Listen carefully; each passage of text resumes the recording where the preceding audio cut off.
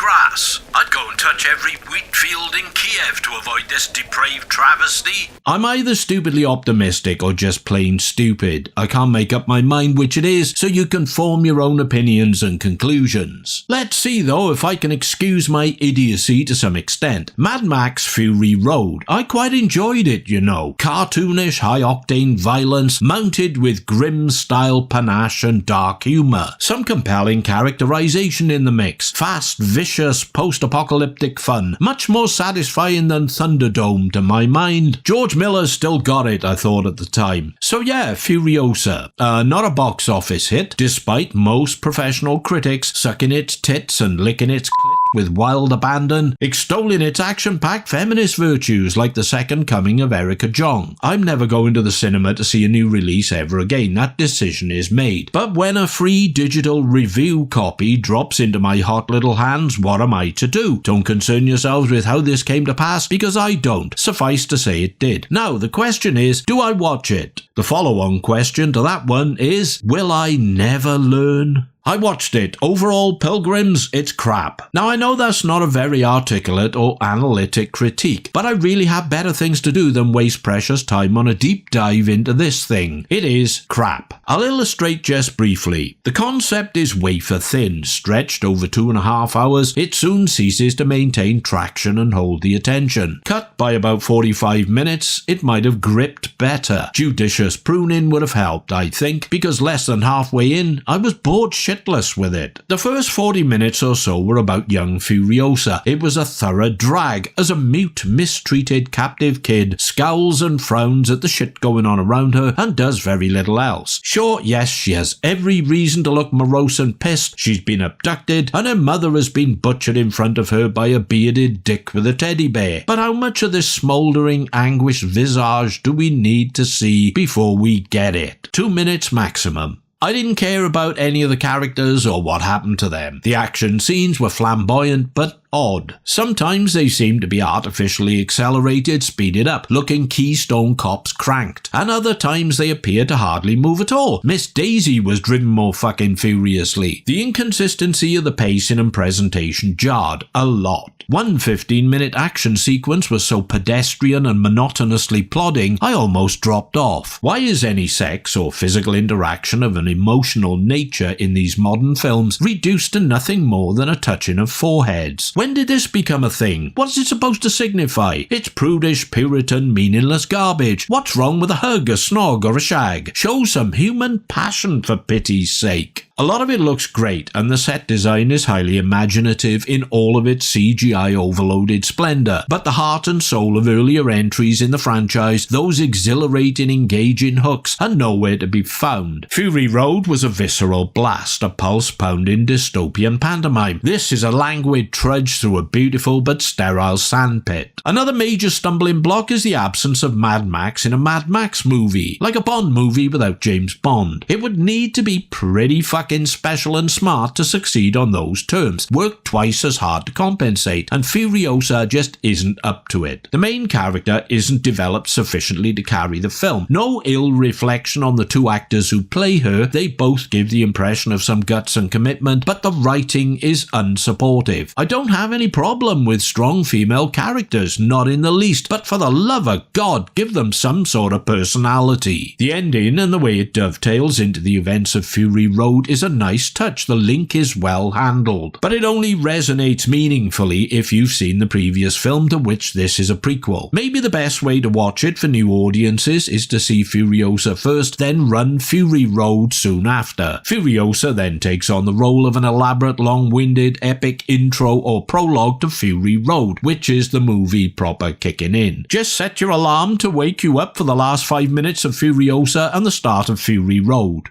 Has George Miller lost it? Possibly yes. Is Furiosa the final nail in the coffin of the Mad Max franchise? Possibly no. Hollywood can't do much else these days other than make sequels and prequels or streaming shows based on earlier successes. Even when those sequels and prequels fail, they still make more because it's all they can think of doing. So Mad Max can't be counted out for a comeback. I just hope they don't reimagine him as a black obese transsexual lesbian dwarf traversing the wasteland on a mobility scooter, that's all. I don't really want to say any more about Furiosa. Oh, did I mention his crap? Just in case I didn't, it's crap.